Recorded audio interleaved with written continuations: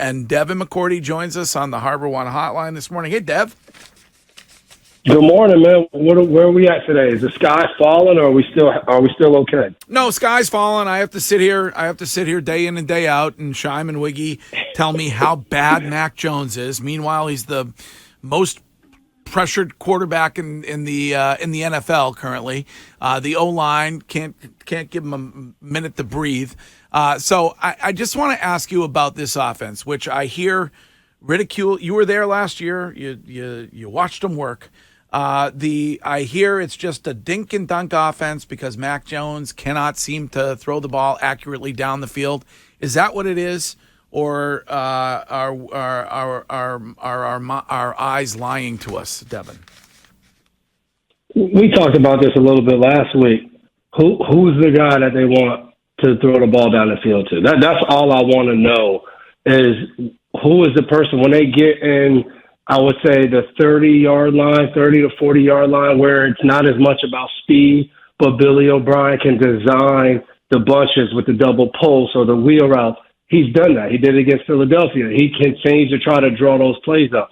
But as a defense, we used to talk about that. This team doesn't really throw shots. They don't have that personnel group. But when they get to this point is when they throw shots. So now you start to plan that and you prepare for it. So I think for this team, it's tough, and I'll say one thing about Matt, working with Jason Garrett now, who is really smart when it comes to football. We talk about quarterback play, and he continues to tell me it's about the burden on the quarterback. When the quarterback has to do so many different things in an offense, unless you have the Tom Brady's, unless you have the Peyton Mannings, the Aaron Rodgers, that's not a high success rate week in and week out. So you need some of that burden to fall on other guys. So for the Patriots, where would that burden would you like to fall?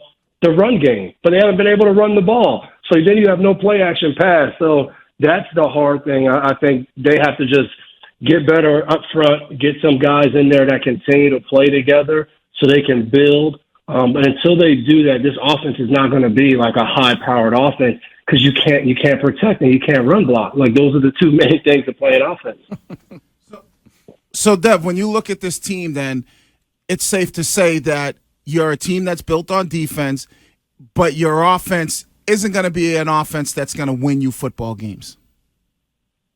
Yeah, I wouldn't say right now. I wouldn't look at that team and say, hey, like we're expecting our offense to go out there and if we give up 30 points, we expect them to get 31. Like I wouldn't say that. I think one of the keys is going to be the defense has to not just play good defense, they have to create turnovers. They have to go out there and help the offense, put them on short fields, put them in good position, And I knew it would be hard because last year, defensively, we didn't just play good defense. We scored touchdowns on defense. We got turnovers on defense. Like, that's hard to do year in and year out because now teams are playing you and they're like, hey, just don't turn the ball over. And they continue to find ways. Brendan Schooler's block kick last week was, phenomenal. You talk about coaching staff coming together, Cam Akers and Joe Judge coming together and saying, hey, look, we got to beat on, either their operation or maybe it's having Jake when Jake was in New England.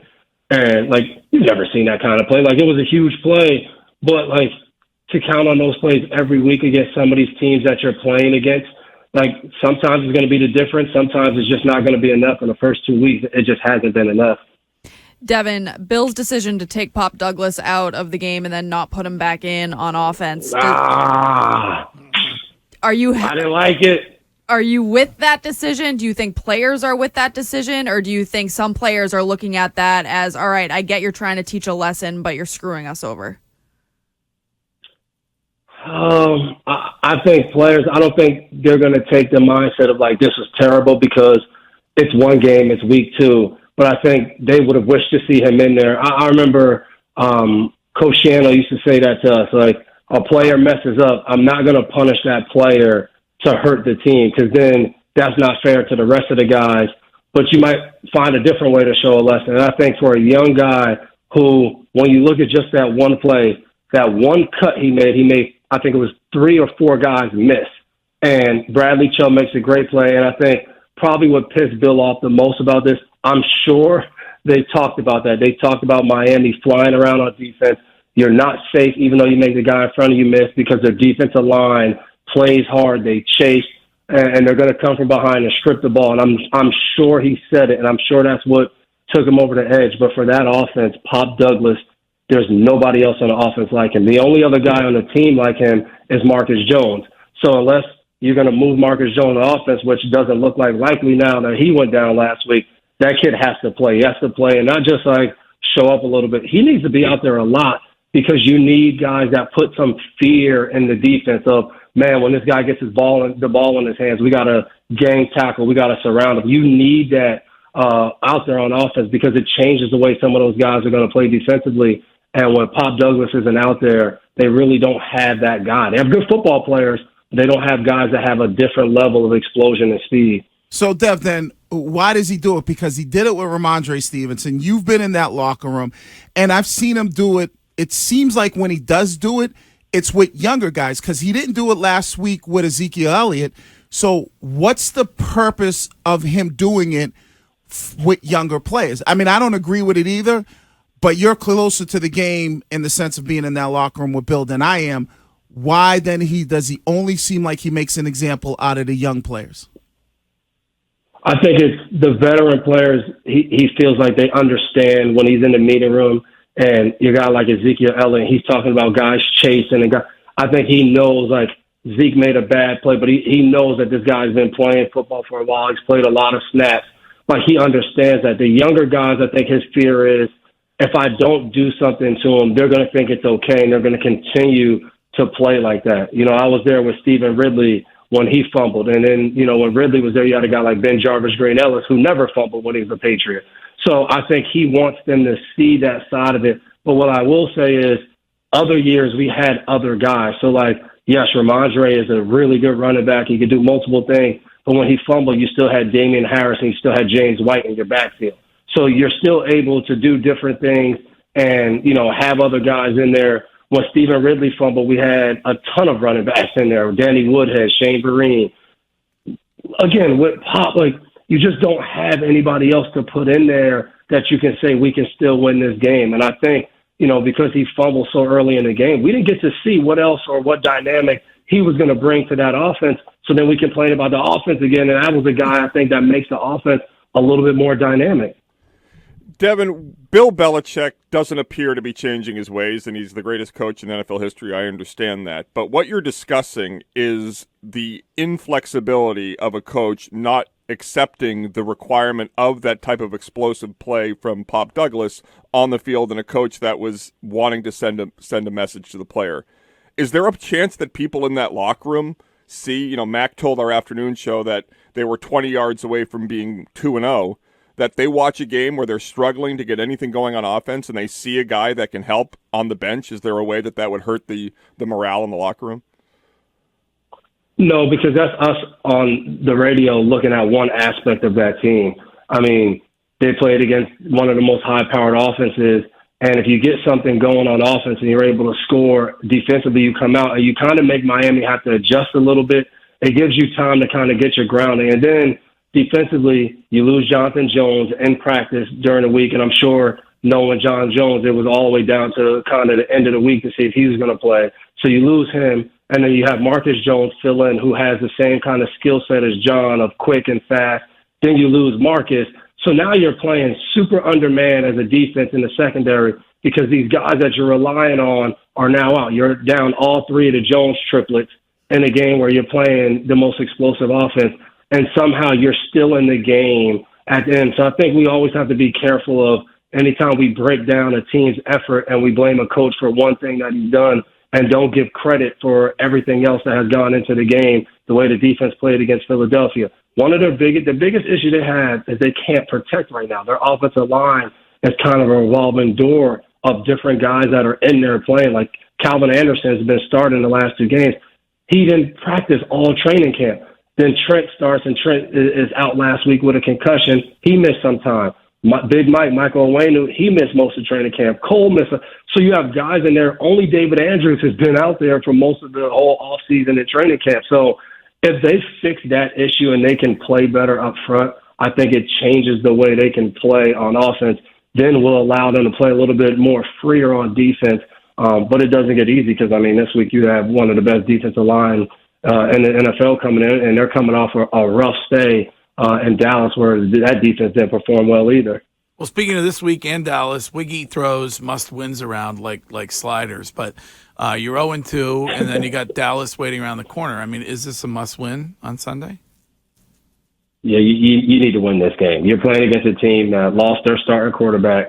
They did not look good against Dallas across the board because I don't know if that team feels like they have a shot to do much more than they did last year without Aaron Rodgers in there. So you got to go in there starting the game off fast. They have to start fast this week because you have to let this team know, and they're going to still play hard. I think Saleh does a great job of coaching that team. But you got to start to put that doubt in their mind of like, yeah, you can't beat us. It's been 14 straight games. Now it's going to go 15 straight games. And that starts with just getting off to a good start, driving down the field on offense, scoring a touchdown, defense going 3-and-out. Like, you need that kind of game because I think then that's going to make Zach Wilson press a little bit and try to play like he did Dallas. Like, everybody blamed him for the Dallas loss, but he did. He started the game off well, but then when Dallas, made some plays, now he was kind of like, oh, I got to make a play. So I do think they need to win this game. You don't want to go, playing Dallas 0-3. It's a reason they have the toughest strength of schedule this year. Like, it's not going to get easy for them. And you talk about the importance of this game, but one kind of rumor that's been floating around out there is a players-only meeting, and I've been involved in a few of them. You have probably as well. Generally, when you have those, it seems like maybe guys are in a position where they're getting frustrated, and I've been around offensive units that do well and defenses can't carry the weight and vice versa. Do you feel like that players-only meeting might be like, kind of like this little boiling point of if they don't win this football game, you could start to see things bubble over? Yeah, I think when you do have a players-only type of meeting, I mean, honestly, I don't remember having a ton of those. We had one on defense before that, was only a couple coaches in there. We just talked about, let's not go into panic mode. Let's kind of, let's get back to what we're doing and playing better. And I think that's mainly what those usually are. Now, they range, on different teams. You can have somebody who's an issue. You can have a coach who's an issue, a player, something like that. But I think for this team, it's, for one, let's not fall in love with the narrative of we're a good football team, but we just lose, because that doesn't matter. Like, bad football teams lose, good football teams lose. It's still the same result. So I think that meeting is probably like, hey, we got to find ways to win. Like, we need to not point fingers. We need to just find a way to win. And it starts this week, going against a very familiar team, going against a team we've beaten a lot. No matter how the game has flowed, we found ways to win with Tom Brady, also without Tom Brady. Like, this is the one team that we've been able to beat. Let's not make this more about the first 2 weeks and not focus on this game. I know if I was in the locker room, that's something that I would be saying. I haven't talked to those guys, so I didn't even know that there was a players-only meeting. But I think that would be more of the focus rather than like a frustration or a boiling point. I think it's let's just lock in and not make this more than what it is and just try to go get our first win. With Patricia and Judge there last year, how did you not have 10 of them?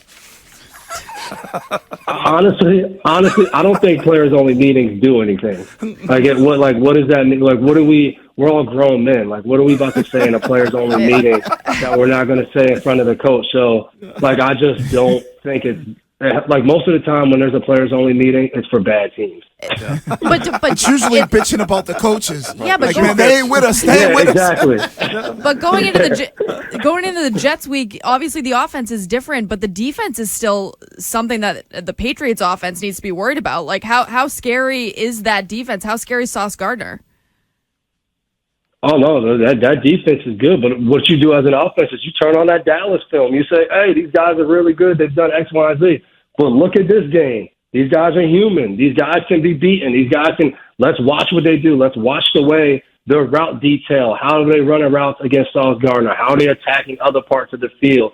Like, let's turn on that film and break it down and see what we can do. But I think the first thing that's going to jump out is when you watch Dallas is they protect it. And I think that is going to be the key. But I think this is the week New England has to try to get some kind of run game going. I think not only will it be big to help them win, confidence-wise. If you can go and run the ball against the Jets, one of the best defenses in the NFL. I think that gives you confidence the next week when you go against that man-child in Dallas, Micah Parsons, and everything he's doing so far.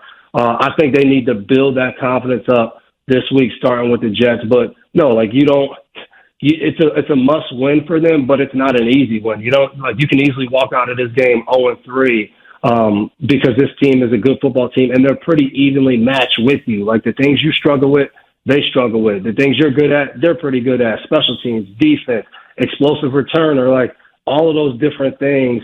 It's like a really head-to-head matchup with your twin. So they're going to have to find a way to win because this is probably one of the most even games that they've had this year when you look at them playing against Philly and Miami the first 2 weeks.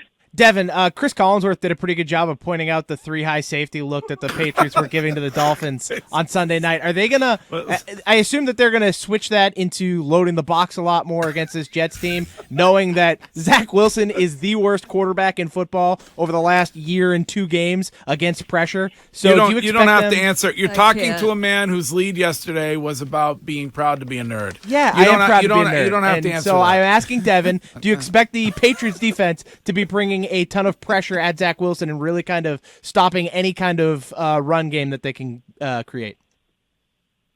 Yeah, it'll be a mix. You don't want to just go out there blitz happy because when you blitz and you pressure, you get one guy in the wrong gap. Now Brees Hall's into the secondary and it's a long day. But, I mean, even the game last week, like everybody keeps saying, they played with 3 safeties. No, they just started aligned with 3 safeties. And a lot of times those guys dropped in the box to try to make the read harder for Tua. That he has just come out and know when you're playing against a fast, quick-hitting offense like them, if they know exactly what you're in before the snap, they can get to the perfect play. They can hit the motions.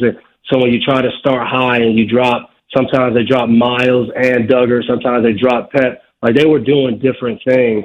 It's just Miami did a good job of saying, you know what, we're going to play left-handed and we're going to run the ball. And like that's the issue when you're playing against a team. If you take away the run and you stack the box, then everybody's walking away like, why would you let Tyreek Hill go one-on-one like the Chargers did and they scored 34 points? So, but no, I expect them to play more single high against Zach Wilson and the Jets. It'll be some pressure. It'll be some too high sprinkled in there every once in a while just to make sure Garrett Wilson's not able to have a day. They'll mix it up on them. And I think one of the biggest things for that defense is hopefully those corners can get healthy. Like there's nothing harder than going in the game losing some of your top corners like Miles Bryant having to play on the outside, which he has a lot of versatility, but that's not where they want to live with Miles playing outside corner. He's good in the slot and at that safety role. So hopefully John and Marcus are all right, and that'll be a big part of how they can play on defense. One quick follow-up, Devin. How many times a day would you estimate that you think about the Roman Empire?